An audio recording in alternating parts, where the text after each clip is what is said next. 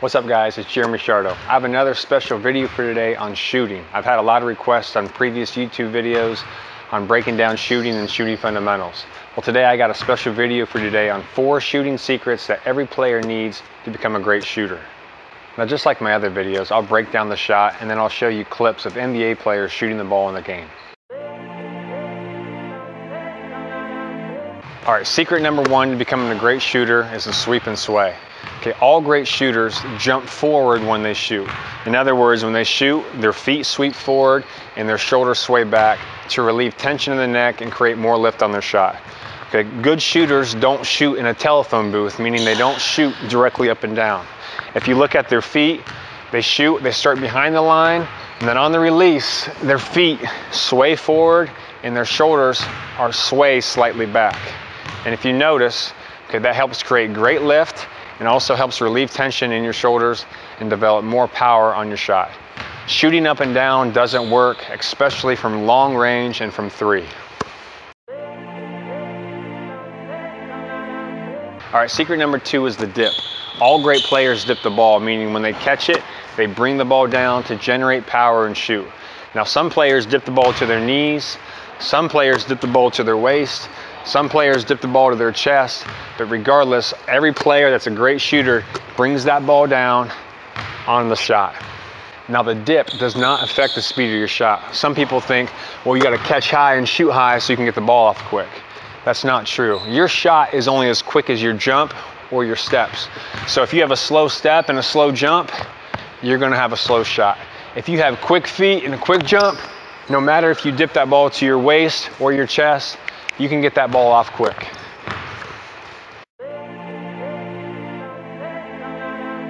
All right, secret number 3 is the turn. Okay, some coaches will teach that your feet should be square, 10 toes to the rim when they shoot. Okay, if you look at good NBA players and college players, everyone is turning their feet slightly away from the rim about 30 degrees. All right, I do that for several reasons. 1, it aligns your shooting shoulder towards the basket. 2, it relieves tension in your neck and your shoulders, and it will help you create more lift on your shot. Okay, there's not really a good NBA shooter today that shoots square to the rim. Okay, all players turn their feet slightly, and that helps develop more lift on their jump shot. All right, secret number 4 is repetition. All right, there's a good phrase I like. It's, you can be a good shooter with repetition. You can be a great shooter with good form and repetition. Okay, no matter if you do anything in life, if you really work at it, you can be good at it.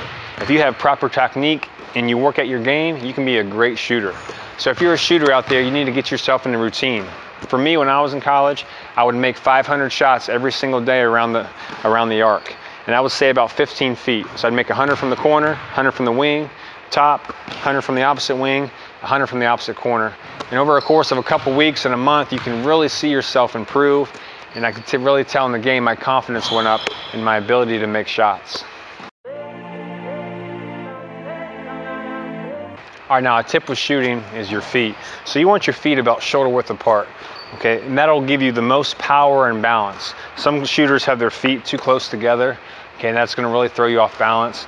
Some shooters have their feet way too spread, and that's going to really affect the power that you can get on the jump. Okay, if you think about jumping as high as you can, okay, and go ahead and jump, you're going to notice that your feet are about shoulder width apart. So it only makes sense when you shoot the basketball that your feet have this similar spacing to get the most power you can on your jump shot. All right, the second tip is hand placement.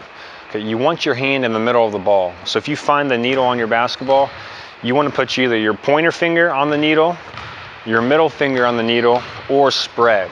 Okay, if you're in one of those 3 positions, you're going to be in pretty good shape. Now, obviously in the game, you're not going to have time to find the needle, but while you're practicing, that's a good reference point. Now, when you shoot the basketball should come off one of those 2 fingers last. So if your pointer finger's on the needle, it's probably going to come off your pointer finger last. Okay, if your middle finger's on the needle, it's probably going to come off your middle finger last. If you're more of a spread, it's probably going to come off both at the same time.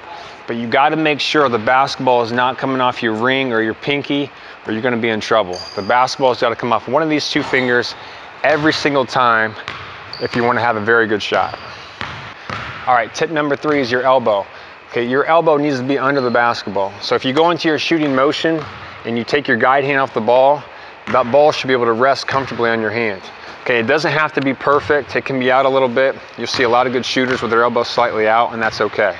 Okay, just make sure your elbow's underneath the ball when you go into your jump shot.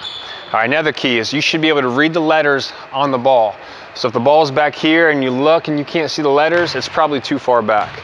Okay, basketball players shoot the ball out in front of them, where this is more of a throw like in baseball. So basketball should be up where you can see the letters on the ball if you look at it. All right, another tip is your guide hand. All right, you want your guide hand on the side of the basketball. Now when you shoot, a lot of players like to use their left thumb or their left hand to shoot the basketball to gain more power. Okay, all great shooters only shoot the basketball with one hand. So on that release, that guide hand should be off the basketball, and it's a one-hand release into your shot. Okay, the last tip is rotation. All great shooters shoot the ball with rotation, meaning when you shoot the basketball, it's gonna come off your fingertips and the basketball is gonna have backspin on it. When you shoot the basketball, some players like to shoot a knuckle. Okay, some players shoot guide hand and get that side spin. Great shooters able to shoot the ball and get good backspin on the release. All right guys, thanks for watching. As always, please give me a comment or a like if you like what you saw. Please hit subscribe so you don't miss the new content coming out next week. As always, stay safe and I'll see you soon.